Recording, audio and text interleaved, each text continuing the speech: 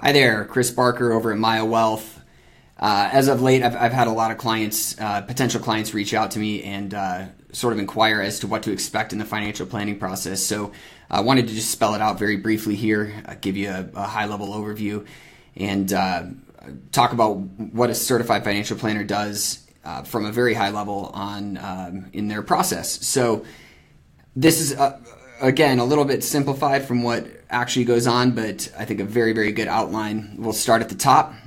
First thing we do is gather info and set goals. So garbage in, garbage out applies here. We try and get as much information together as possible and analyze that information for weaknesses, improvements, and areas that we can improve to some degree.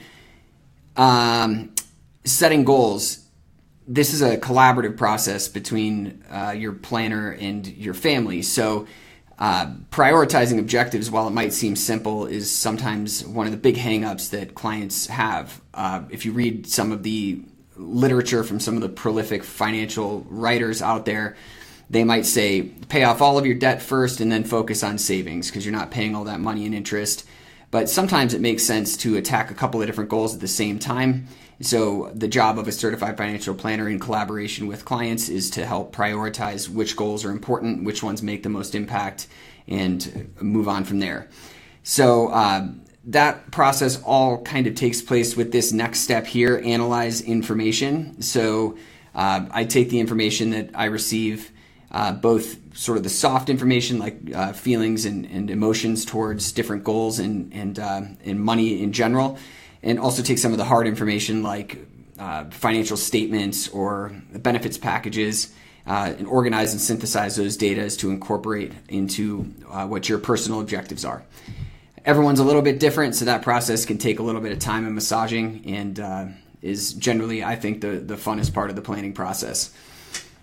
Next comes recommendations and proposals. So at this point, I've gathered all the information. Sometimes I've incorporated some recommendations from my team, but generally, putting everything in, getting very familiar with the client's situation, and make recommendations, at least in my practice, using a stochastic analysis and utilizing this scientific method. So saying, hey, this is how you came in the door.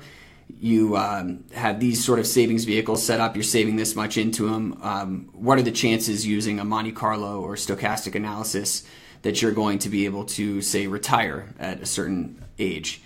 And then take some hypotheses like, well, what if you saved a little bit of money into a Roth IRA? Does that improve your situation? Yes, generally it does. The more money we save, the better chances we are to hit our financial goals. So but then trying that off of a few different other ideas and seeing where the best bang for the buck is. So let's say you only have $500 a month left over to go towards savings.